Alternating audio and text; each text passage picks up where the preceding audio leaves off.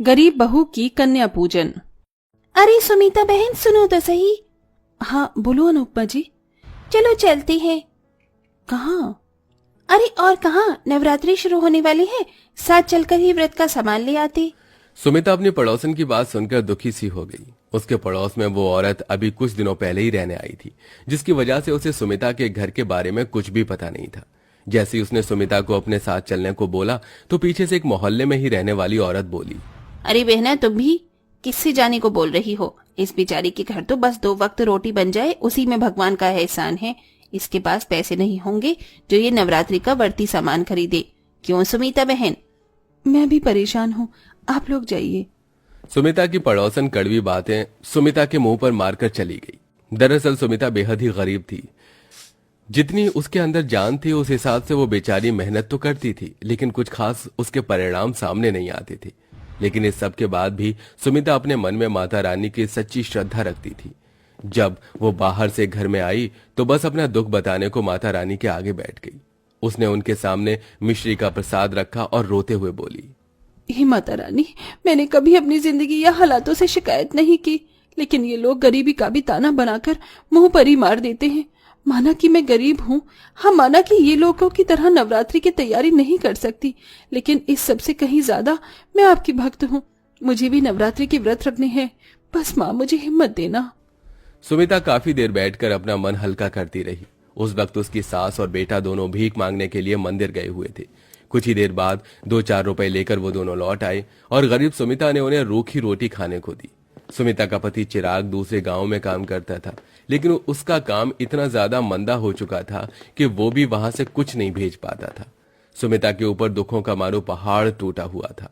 दोपहर में तो सभी ने किसी तरह रूखी रोटी को निगल लिया, लेकिन शाम को सुमिता के पास अपने बेटे और सास को खिलाने को कुछ नहीं था।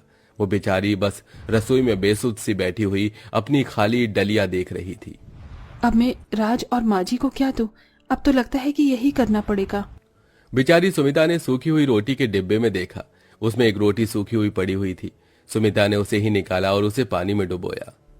अब ये रोटी नरम हो गई है, दे देती हूँ। राज, राज बेटा, ये ले तू और दादी माँ खा लो। माँ आप नहीं खाओगी? नहीं लल्ला, मुझे भूख नहीं है। ठीक है, तो मैं और दादी आपके लिए इस रोटी को बचा देंगे। जब आपको भूख लगी तब आप भी खा लेना। अपने छोटे से बेटे की इतनी फिक्र देखकर सुमिता की आंखें नम होने लगी। भगवान ने उन्हें कड़ी मुश्किलों में डाला हुआ था। नन्हे राज और उसकी कमजोर और बूढ़ी दादी ने उस सूखी रोटी को पानी से लगा लगा कर निगला और सुमिता तो भूखी ही सो गई। ऐसा पहली बार नहीं हुआ था जब उन्होंने ऐसा खाना खाया हो। ऐसे ही 2-4 दिन और गुजर गए और अब नवरात्रि लग चुकी थी। हर एक घर से हर एक औरत सभी नवरात्रि के लिए तैयार थी।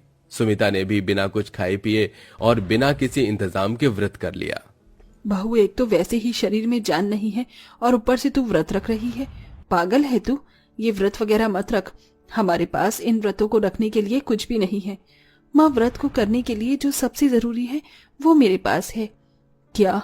श्रद्धा। माँ, श्रद्धा सबसे अहम और जरूरी है। अगर श्रद्धा है तो व्रत है, और नहीं है तो वो बस खुद को भूखा रखने से ज्यादा कुछ नहीं है। ठीक है बहू, अगर तुझे व्रत रखने ही है तो तू रख ले। मैं क्यों बेवजह तुझे रोकूं? अपनी सास की इजाजत पाकर सुमिता खुश हुई, लेकिन व्रतों के दौरान ना तो सुमिता के घर में कोई फल था और ना ही कोई और चीज। बस सिर्फ उसके यहाँ मिश्री रहती थी, जो भी वो माता रानी को भोग लगाने के लिए इस्तेमाल करती थी। सुमिता ने लगातार नवरात्रि के 5 व्रत बिल्कुल भूखे रहकर पूरे किए, लेकिन आज का छठा व्रत उसे मुश्किल पड़ने लगा, क्योंकि उसे घर का भी काम रहता था और साथ ही अपनी सास और बेटे का पेट भरने की चिंता भी। अभी भी सुमिता भूखी प्यासी मंदिर के बाहर से भंडारा लेने की लाइन में लगी हुई थी कि तभी वो चक्कर खाकर गिरने लगी। अरे नहीं, मेरा तो सर घूम रहा है। अरे अरे देखो भाइयों, इन बहन को क्या हुआ? अरे बहन उठो, क्या हुआ तुम्हें? अरे कोई पानी दो। वहां खड़े हुए लोगों ने उस गरीब की मदद की। पानी का छींटा पड़ने से सुमिता जागी और होश में आई। अरे बहन ठीक तो हो? क्या हुआ तुम्हें? कुछ नहीं, बस चक्कर आ गया। सुमिता को सभी ने एक साइड बैठा दिया और उसे भंडारे की प्लेट जल्दी से देकर वापस घर भेजा। गर्मी काफी ज्यादा थी, लेकिन इस गर्मी और अपने पेट को एक तरफ करते हुए मजबूर मां को घर से निकलना पड़ा। इसी तरह से परेशानियों में सुमिता की नवरात्रि गुजर गई और आज कन्या पूजन का दिन था। सुमिता का मन तो बहुत ज्यादा था कि वो भी कन्याओं को कुछ खिलाए, लेकिन उसके घर में तो अपने ही खाने के लाले थे। सुमिता माता रानी की तस्वीर के आगे बैठी हुई रो रही थी। माता रानी, जितना मैं कर सकती थी मैंने किया। मेरे बस में सिर्फ व्रत रखना था तो मैंने व्रत रखा, लेकिन अब इस नवरात्रि का अंत करने के लिए मेरे पास कन्याओं को खिलाने को कुछ भी नहीं है। मैं चाहकर भी कन्या पूजन नहीं कर सकती हूँ माँ, तो मुझे माफ कर देना और मेरे नवरात्रि के व्रतों को मान लेना। सुमिता ने सच्ची श्रद्धा से अपना काम कर दिया था। कहते हैं ना, अगर इंसान अपनी तरफ से वो सब करे जितना कि वो कर सकता है तो फिर नामुमकिन हालात में करिश्मे होते हैं। सुमिता के साथ भी करिश्मा हुआ। जब वो रो रही थी तभी माता रानी की तस्वीर बहुत ही ज्यादा सुंदर सुनहरी रोशनी में चमकी और स्वयं माँ दुर्गा ने सुमिता को दर्शन दिए। सुमिता, परेशान मत हो, मैं तुमसे नाराज नहीं हूँ, बल्कि बहुत खुश हूँ जो तुमने ऐसी जिंदगी जीकर भी कभी मेरा दामन नहीं छोड़ा। नामुमकिन हालातों में मेरे ऊपर विश्वास किया, खुद सूखी रोटी खाई, मुझे मिश्री का भोग लगाया, खुद 9 दिन भूखी रही, लेकिन मेरे लिए कन्या पूजन की चिंता की।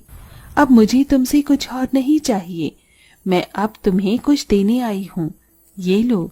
माता रानी ने सुमिता की रसोई की तरफ उंगली उठाई और वहां ढेरों राशन आ गया।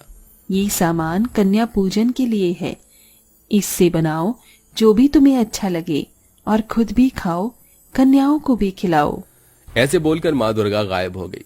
बहुत देर तक तो सुमिता, महादेवी और राज बस यूं ही बैठे रहे, लेकिन फिर सुमिता होश में आई। माँ हमारे घर माँ दुर्गा आई थी, आपने देखा ना? हाँ बहू, मैंने देखा, स्वयं दुर्गा माँ थी। बहुत जल्दी से प्रसाद बना, आज हम भी अच्छा खाना खाएंगे। मैं बताती हूँ, आज तो हलवा पूरी, खीर, मटर पनीर और भी बहुत कुछ बनाना। जरूर माँ। सुमिता ने सब कुछ बहुत ही दिल से बनाया। गरीब घर की रसोई में राशन आ जाना किसी खजाने से कम नहीं था। सुमिता के राशन को देखकर सारी थकान उतर गई और उसने अपने हाथों से कन्या पूजन के लिए प्रसाद बनाना शुरू किया। महादेवी घर घर जाकर कन्याओं को खाने के लिए बोल आई और सुमिता के छोटे से आंगन में भी रौनक हो गई। कितना स्वादिष्ट प्रसाद है। सुमिता काकी, एक कटोरी हलवा और मिलेगा? हाँ, जितना मर्जी उतना खाओ, मैंने बहुत बनाया है। मुझे और सब्जी दो सुमिता काकी, ये बहुत अच्छी है। लाओ, मैं देती हूँ। सुमिता ने भरपेट कन्याओं को प्रसाद खिलाया और उनके घर से जाने के बाद सुमिता, राज और महादेवी खाना खाने के लिए बैठे। तभी महादेवी का बेटा चिराग भी घर आ गया। अरे, आप सभी क्या खा रहे हैं अकेले अकेले? अरे चिराग जी, अचानक आइए, आप भी हमारे साथ खाना खा लीजिए। अभी खाऊंगा, पहले तो मेरी बात सुनो। जानती हो आज क्या हुआ? जब मैं काम की तलाश कर रहा था तब एक बड़ी कंपनी का मालिक मुझसे टकरा गया। इत्तेफाक से उस वक्त मैंने उनकी मदद कर दी और अब उन्होंने मुझे अपनी कंपनी में काम करने के लिए बुलाया है। क्या सच? शुक्रिया माता रानी। चिराग जी, माता रानी का शुक्र अदा कीजिए, उनकी ही लीला हमारे ऊपर बरसी है। सुमिता ने सारी बात चिराग को बताई, जो भी आज के दिन हुआ था। सब कुछ सुनकर चिराग भी हैरान हो गया और बोला, तभी तो मैं कहूं कि जिस घर में मेरे खाने के लाले रहते थे वहां आज इतना राशन कैसे है? यह सब माँ दुर्गा की ही कृपा है। सही कहा, माता रानी हमसे प्रसन्न है चिराग जी। और सही कहते हैं लोग कि अगर सच्ची श्रद्धा हो तो एक ना एक दिन हालात बदल ही जाते हैं। बस हमें मुश्किलों को देखकर हार नहीं माननी चाहिए। सुमिता की बात सुनकर सभी ने हाँ में गर्दन हिला दी। एक ही सेकंड में सुमिता की किस्मत बदल चुकी थी। कल तक जिसका पति बेरोजगार था, आज वो एक बड़ी कंपनी से जुड़ गया। कल तक जिसके यहाँ खाने के भी लाले थे, उस औरत ने आज कन्या पूजन में 9 कन्याओं को भरपेट खाना खिलाया। लेकिन ये सब बस सुमिता की हिम्मत से ही हो पाया था। अब सुमिता की जिंदगी बदल चुकी थी और अब सब कुछ ठीक हो चुका था। वेल दोस्तों, आप कहां से हैं और आप भी क्या हमारी तरह नवरात्रि के फेस्टिवल को मनाते हैं? अपनी जगह का नाम कमेंट करके जरूर बताइए।